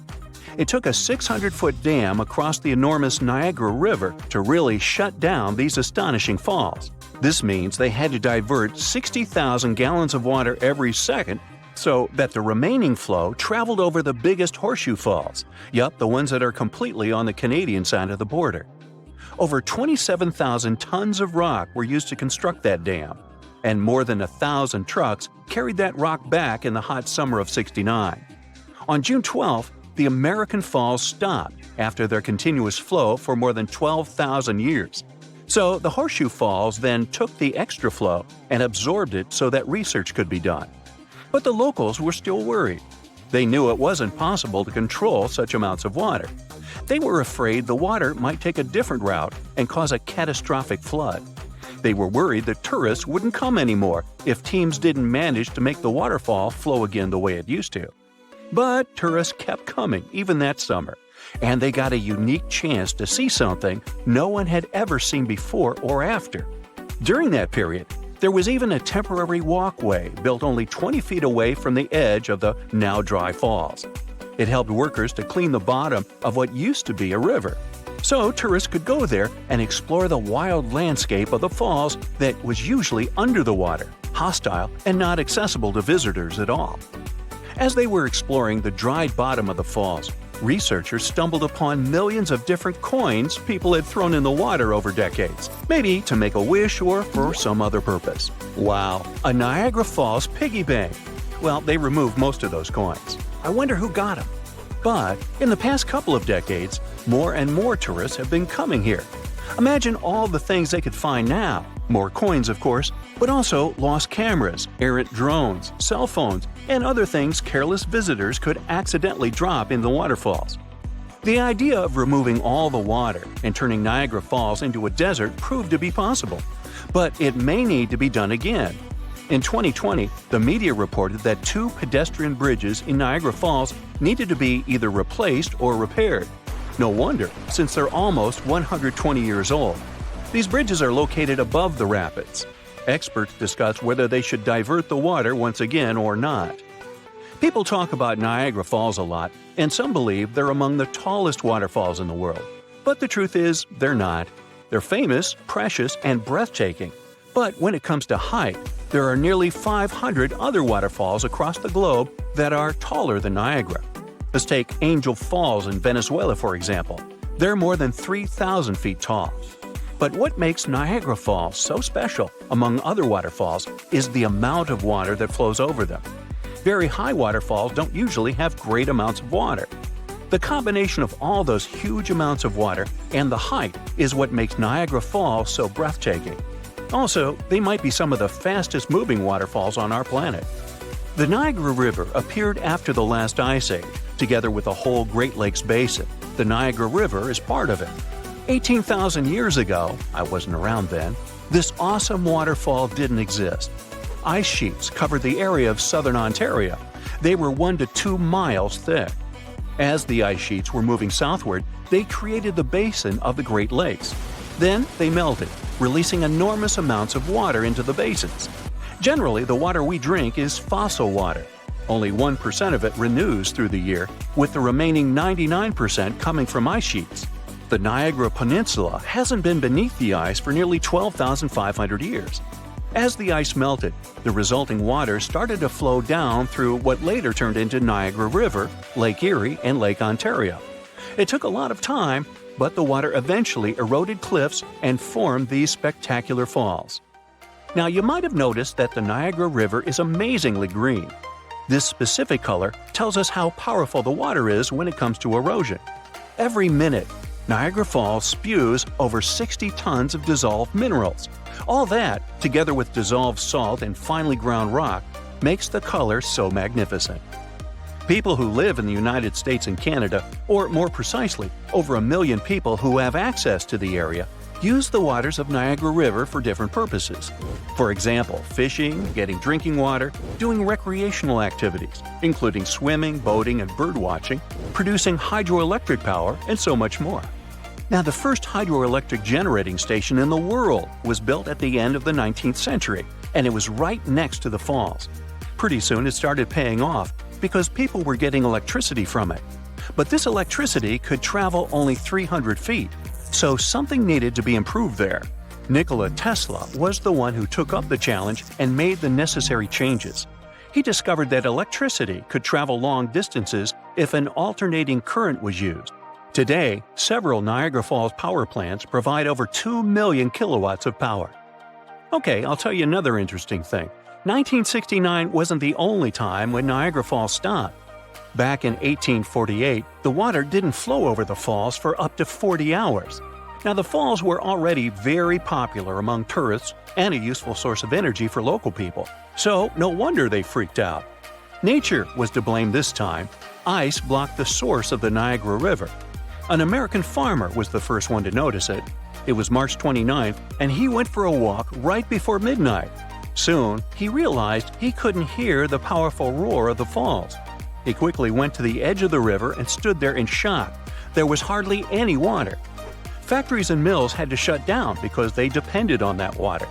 Turtles were just wandering around. Fish didn't survive. Some people took a walk on the river bottom, taking little things they could find there as souvenirs. But 2 days later, on March 31st, people heard a distant rumbling coming from upriver. It was getting nearer and louder until a wall of water appeared in front of their eyes. And one of the world's greatest attractions that millions of tourists visit every year was back in business again. Magnificent and, in the end, invincible. As it should be. Your kitchen sink is filled with dirty water. You've just washed the dishes, and you pull the plug out of the drain hole.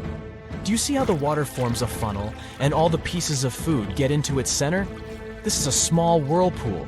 Now imagine that this is not a kitchen sink, but a sea with a several feet wide whirlpool. And it draws in not pieces of food, but a small boat. And you're on this boat. You jump off the side and try to swim away, but the whirlpool is stronger than you.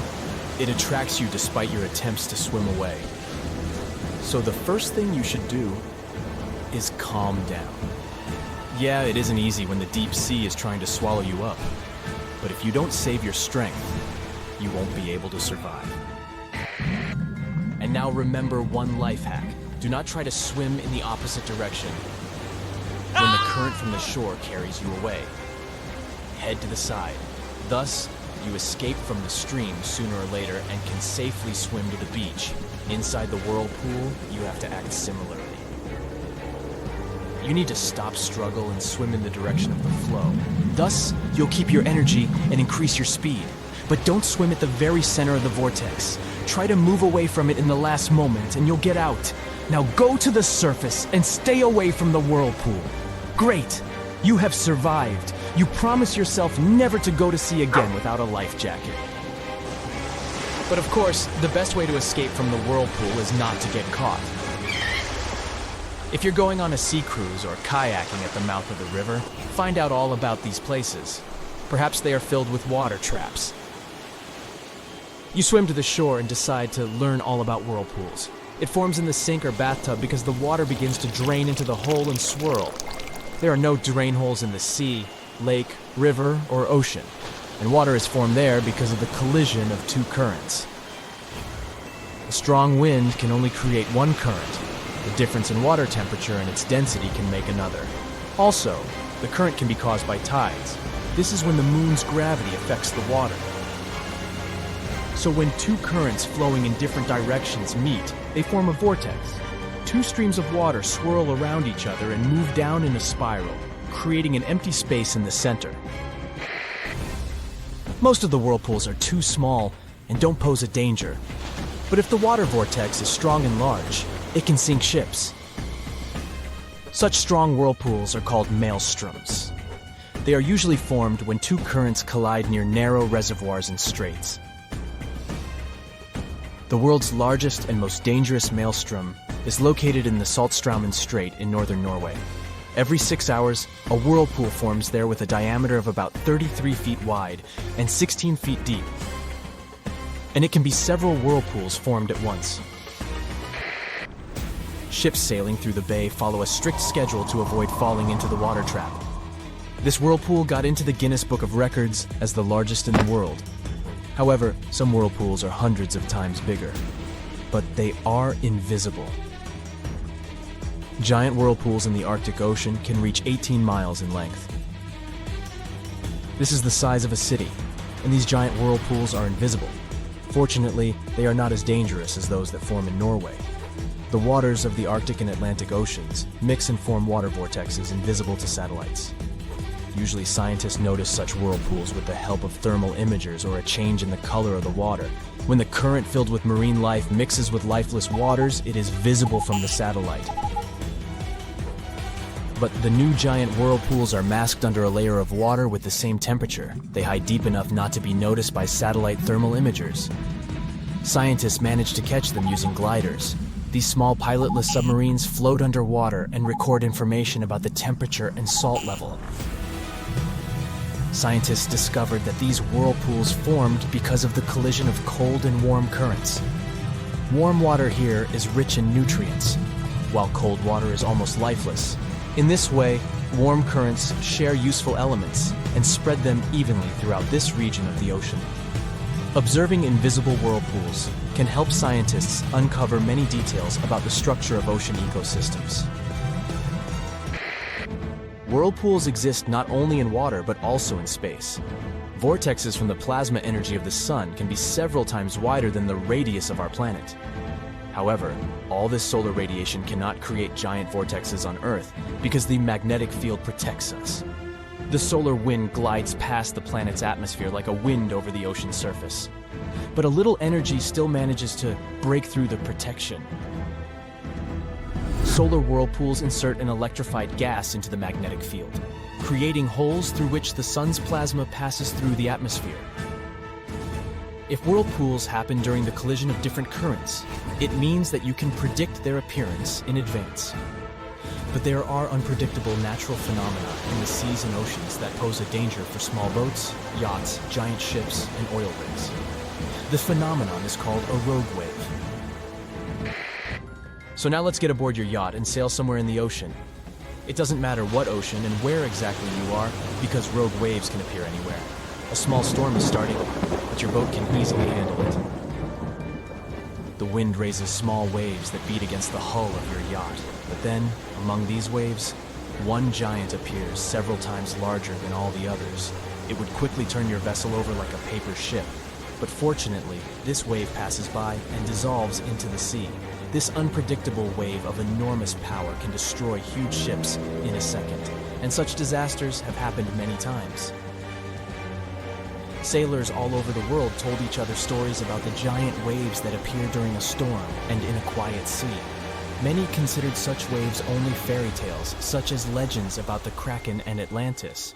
But at the end of the 20th century, people were able to capture this sea phenomenon with a laser detector that measured the size of the wave. On January 1st, 1995, a massive rogue wave crashed into an oil station in the Norwegian North Sea. There was a storm that day, with big waves about 40 feet long. At some point, they formed a big guy, an 85-foot wave. That day, rogue waves turned from a fairy tale into reality. Researchers estimated that this natural phenomenon may destroyed about 22 supercarriers only in the second half of the 20th century. Also, scientists discovered that just 1 in 10,000 waves is a rogue one, and every year, their height increases by 1%. Some of the largest rogue waves reached a height of 100 feet. It's like a 10-story building. This giant can easily break even the strongest and largest ship. Scientists can't always predict their appearance, and still don't know their nature, so rogue waves make the ocean a much more dangerous place than we thought. According to one version, rogue waves appear because strong winds create big waves. When two such waves collide with each other, a giant rogue wave may appear. Another theory says that eddies create rogue waves. These eddies form along the edges of the ocean currents, and then they drift separately for a long time, increasing kinetic energy and forming Eddy's field. The kinetic energy contained in these fields can charge the waves and increase their strength. However, scientists study microwaves and light to understand this phenomenon better. It turned out that these sea waves are similar in their behavior to these two natural things. The researchers hope studying light waves will help understand the nature of rogue waves. Around 5.3 million years ago, a crucial event reshaped the Mediterranean region. It was a colossal flood that refilled the local sea, which had been extremely barren and salty up until that point. It got the name Zanclean Flood, and it forever changed the geography of the area. The Mediterranean Sea is surrounded by Europe, Africa, and Asia, and connects to the ocean by the Strait of Gibraltar. This is quite a narrow passage, measuring about 8 miles. It may not be that wide, but the strait plays a crucial role in maintaining the liquid balance between these two bodies of water. About 6 million years ago, a bunch of things might have caused the Mediterranean to be cut off from the Atlantic Ocean. Some say it was an ice age. Others speak of tectonic movements, like earthquakes. Whatever the cause, it pushed the Mediterranean area into a period called the Messinian Salinity Crisis. For about 1,000 years, the sea slowly evaporated, leaving behind a dry basin that was several miles below sea level. This crisis really changed the landscape, creating conditions similar to those found in today's Dead Sea. What this means is that the lush Mediterranean beauty used to be a super salty environment, containing nearly 10 times more salt than the ocean. Say you could have visited. You would have been able to effortlessly float on the little water you could find, even if you're not a skilled swimmer. The amount of salt and that mineral content would have made it challenging for most creatures to survive. However, some hardy microorganisms, such as bacteria, could have adapted to these harsh conditions. These days, at the bottom of the Mediterranean Sea, we can find holes as large as the Grand Canyon, and they seem to have formed during that same period of dehydration. Evidence suggests that massive rivers, such as the Nile and the Rhone, flowed directly into the Mediterranean back then, leaving behind canyons as they reached the bottom, thousands of feet below the sea level. People had to find some sort of explanation back in the day for the drying of the Mediterranean, so they came up with myths and legends. One such tale was told by the people of southern Iberia, in modern-day Spain and Portugal. It was also recounted by a famous Roman writer called Pliny the Elder. What this legend said was that the Mediterranean used to be cut out from the ocean until the hero Hercules, with his mighty sword, carved a path. He did so between a fictional location in modern-day Africa and the Rock of Gibraltar. This allowed the ocean waters to flow in, transforming the Mediterranean into what we know today. Some fossils also seem to confirm the unusually large flood. Remains of marine organisms were found in layers high above current sea levels. This means the areas were once submerged underwater. These fossils belong to mollusks, fish, and marine mammals. Because of modern techniques, we now have at least an estimated timing of the Zanclean flood. Scientists used computer simulations to reconstruct the event, providing further evidence that it was real. What they also discovered is that there's a possibility the Mediterranean might change once more. The Strait of Gibraltar could close, most likely because of movements deep under the ground. This could lead to the Mediterranean becoming dry again, over a span of about 1,000 years. The Mediterranean area could disappear altogether if the African continent keeps shifting north too, getting closer to Europe. Another one of those famous yet still a bit hypothetical large floods is called the Black Sea Deluge theory.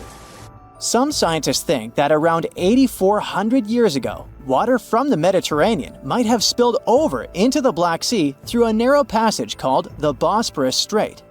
This could have caused a massive disaster, forcing people living near the Black Sea to pack up their things and move further inside the continent, in both Europe and Asia. Along with them, they might have carried stories about this colossal flood. The specialist that came up with this idea also suggested that these migrating people might have brought along new ways of farming. Not everyone from the scientific community is convinced though. Some argue that while there might have been a flood, it likely happened earlier and was way smaller. They didn't think this flood could have caused, for example, the story of Noah's Ark. In this legend, a spiritual man was warned by a higher entity that a giant flood was on its way. The man went to gather pairs of animals and pack them all in a boat to make sure these species would survive the devastating flood. There was also the concern among scholars that discussing real floods and ancient stories too much might blur the lines between science and fiction. There may be other reasons why these flood stories are so often found across different cultures all over our planet. One idea is that floods were incredibly destructive for early farmers, so they invented myths about them signaling the end of the world. Another idea is that people stumbled upon ancient sea creature fossils in unusual places, leading them to believe there was a significant flood in the past. The solution to future floods, though, might be floating cities. As sea levels continue to rise, coastal cities like Amsterdam, New Orleans, and Venice may go under. So, floating infrastructure may be the way to go, with buildings that can rise with the water levels, making them able to resist extreme weather too. Countries like the Netherlands, which have a history of managing water risks, are pioneering these floating creations. With cities running out of space for expansion, we might be forced to move on water anyway. By moving on the water, we can reduce crowding and create more interesting ways to feed ourselves, like floating gardens. These homes also come with great alternatives to our energy needs through systems that use solar and wind power. Not to mention that these homes might turn out to be cheaper in the long run. One such floating city might pop up soon in the Maldives. Its goal is to host up to 20,000 people and will feature places to live and eat, but also shops and schools. Designed to look like coral, the region will include canals placed between some 5,000 floating pieces of land. The city will be constructed using modular units, put together in a construction site nearby. After they're completed, they'll be towed to the floating city. The next step is to secure them to a large underwater concrete hull, which is screwed tightly to the seabed on some steel stilts.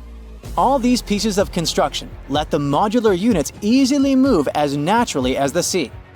Even for those that are afraid of seasickness, there's a solution. That's what the nearby coral reef is for. It will surround the city, making a natural wave breaker. Human-made coral banks will also be placed underneath the city, which will also help coral grow naturally. The long-term goal is to make the establishment self-sufficient. It will have electricity, mostly from on-site solar power. Waste will be treated nearby and reused as plant fertilizer. Instead of air conditioning, the city will use deep-sea water cooling.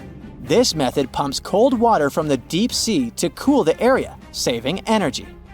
Earth is not the only planet that's seen some serious floods. In ancient times, Mars seems to have experienced them too, and they played an important role in shaping its surface.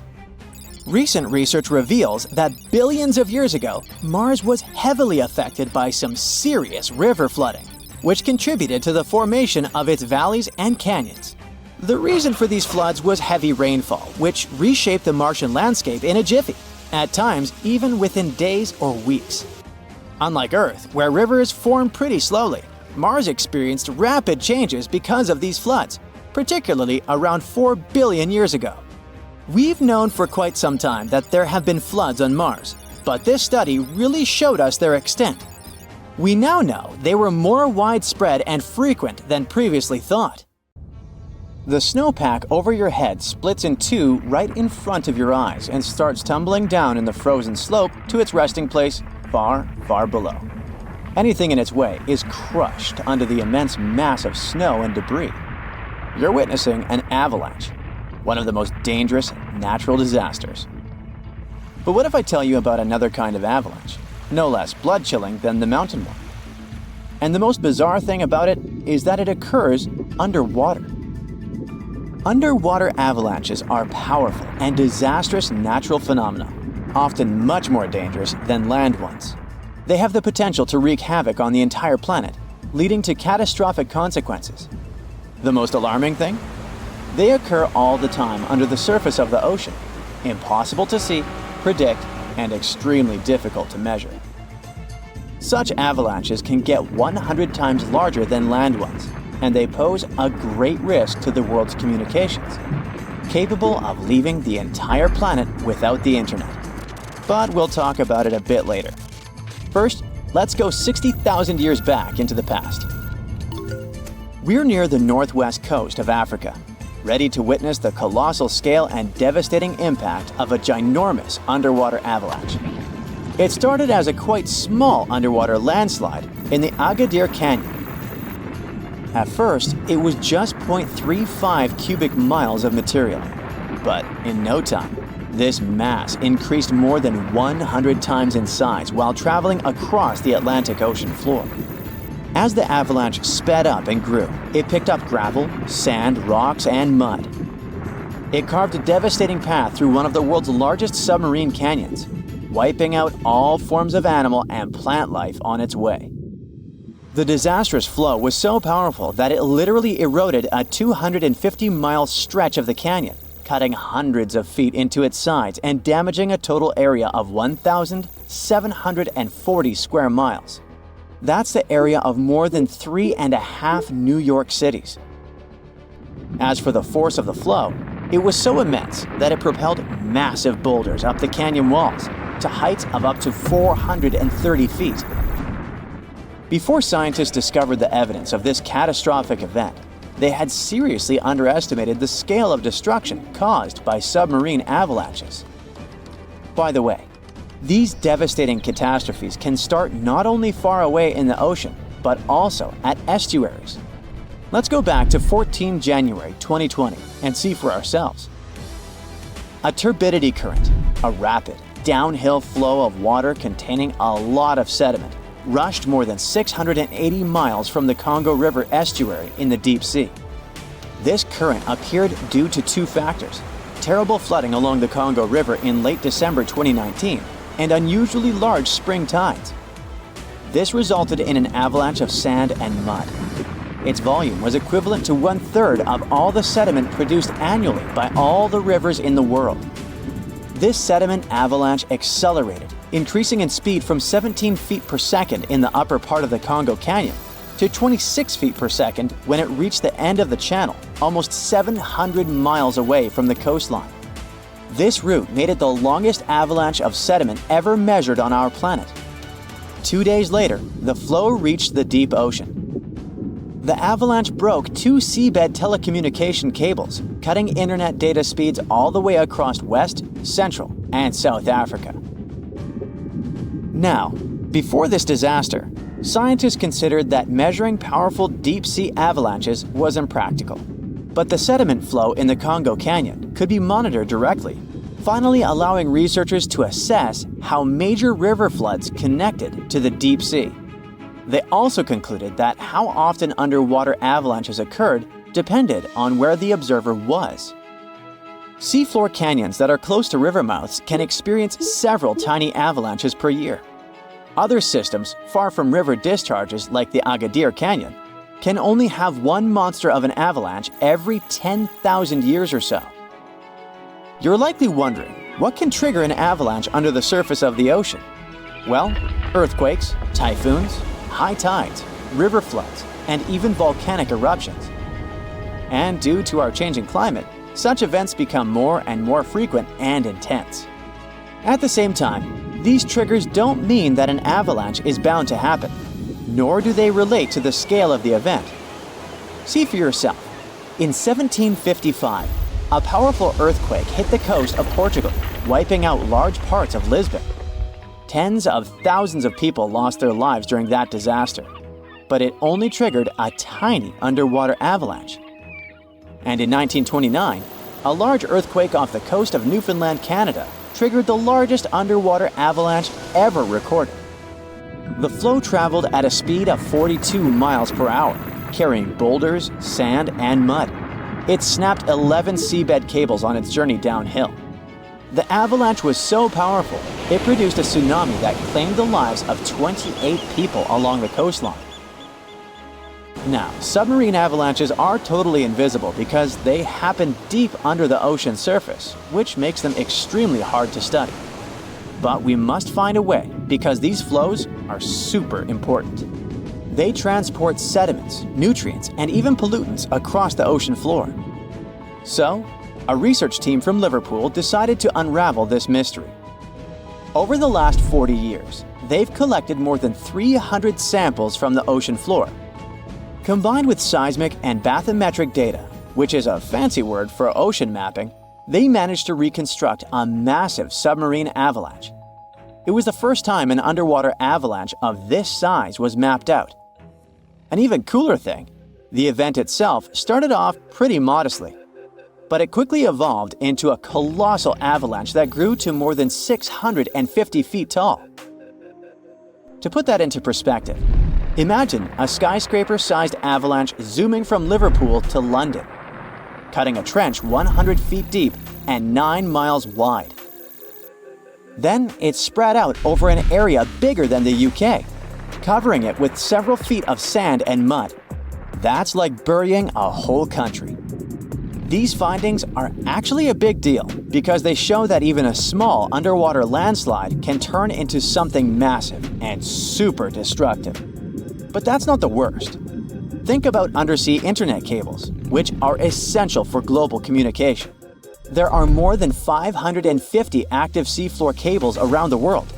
Their combined length is a whopping 870,000 miles. That's enough to wrap around our planet 35 times.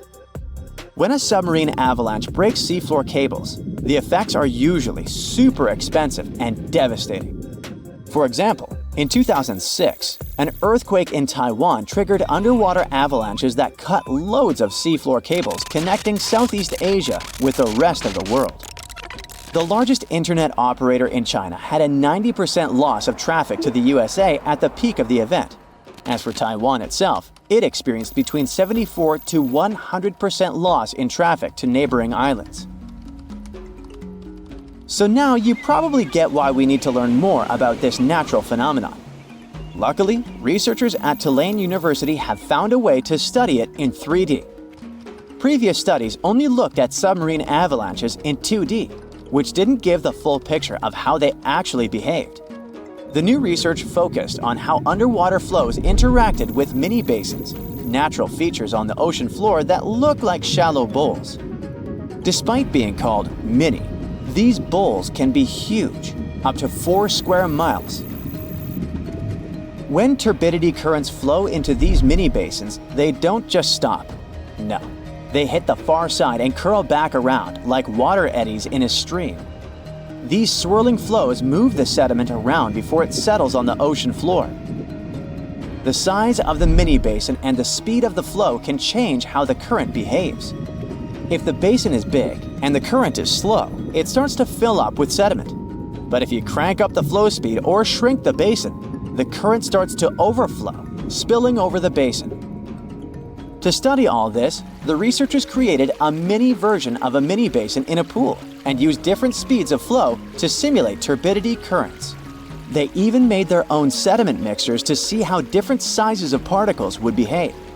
In the end, they managed to mimic real-life ocean conditions, but on a smaller, manageable scale. Pretty cool, huh? The sea is kind of rough today. Nothing special, but still, you have that sinking feeling in your stomach. Call it a sense of foreboding. Something bad is going to happen, and then you hear terrified shouts. You turn around and see a giant wave, much higher than the one surrounding it. Is it a tsunami? That's true. When people think of frightening, destructive waves, tsunamis are the first thing to come to mind. But the one that is going to crash against your ship has a different nature. It's a rogue wave. Both tsunamis and rogue waves can lead to catastrophic consequences, but the difference lies in what causes these walls of water and where the destruction they bring about occurs. So, imagine a giant 60-foot tall wave rolling over your ship. It's a miracle that the vessel doesn't sink. This massive wave, a rogue wave, seems to have appeared out of the blue, very suddenly and unexpectedly. But however mysterious, solitary, and ominous rogue waves may seem, they're actually not that rare. Now, imagine the average room in your house. The ceiling there is likely 8 feet high. A typical 2-story house is somewhere between 20 and 30 feet high. And the Statue of Liberty is 111 feet tall if we measure it from the toes to the top of the head. Now you have something to compare rogue waves with. The largest of such waves can reach a height of 50 to 90 feet. To be considered rogue, a wave must appear seemingly out of nowhere and be higher than other waves in the area. But how much higher is still under debate. Some experts think it should be at least twice as high as other large waves in the area, while others disagree. Rogue waves are also steeper than regular waves, which normally take the form of massive swells. This allows ships to maneuver up and down such waves, even when they're really high. A rogue wave, however, looks like a wall of water, and since it's steeper than other waves, it slams into a ship with enormous force, sometimes breaking over the vessel. Another reason why rogue waves are a mystery is that no one has ever filmed the formation of such a wave and followed its life cycle. There are several photos of rogue waves, but for many centuries, the only evidence of their existence was legends and stories told by sailors who survived them. Scientists are still not sure how rogue waves form, but one theory involves wave reinforcement. It happens when two waves interact and their heights get combined. So when a 15-foot wave passes over a 30-foot one, let's do the math. It results in a short-living 45-foot wave. But rogue waves can occur not only in the ocean. On November 10, 1975, on Lake Superior, a group of 3 rogue waves, also known as the Three Sisters, might have sunk the SS Edmund Fitzgerald, an American Great Lakes freighter. The ship and the crew members were lost in the catastrophe. The waves followed each other too closely, so the ship couldn't recover and shed the water from the first wave before the following one struck. The captain of a ship that was not far from the Fitzgerald reported that his vessel had been hit by 2 30 to 35-foot waves. These waves, likely followed by a third one, then moved further in the direction of the Fitzgerald and might have caused the sinking. Now, let's wave bye-bye to that, and let's move on to tsunamis. It is an extremely dangerous natural disaster. It's very different from rogue waves. In most cases, a tsunami is caused by an underwater earthquake. Usually, when a tsunami is born, it's just a few feet high. But the closer it gets to the shore, the larger it grows. Soon it enters shallow waters and starts to slow down. The first tsunami wave crashes against the shore. Its top moves faster than the bottom, and that's what makes the wave so high and steep. The lowest point of the wave gets to dry land first. In the process, it creates a vacuum effect that pulls the water away from the coast, burying the harbor and seafloor. Those who recognize this first sign of an approaching tsunami still have a chance to save their lives. 5 minutes later, an enormous wall of water hits the shore and wipes out everything in its way. But it's not just a single wave, there are many.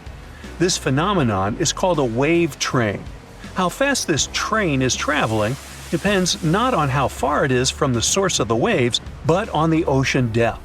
Tsunamis can move as fast as a jet plane in the middle of the ocean, but once they enter shallow waters, their speed drops. The first tsunami wave isn't usually the strongest, but lots of people don't know it and make the grave mistake that sometimes costs them their lives. After the first wave is gone, they relax and believe the danger is over. That's why the next waves, much bigger and more powerful, catch them off guard. Now sometimes a tsunami comes as a torrent of foaming water.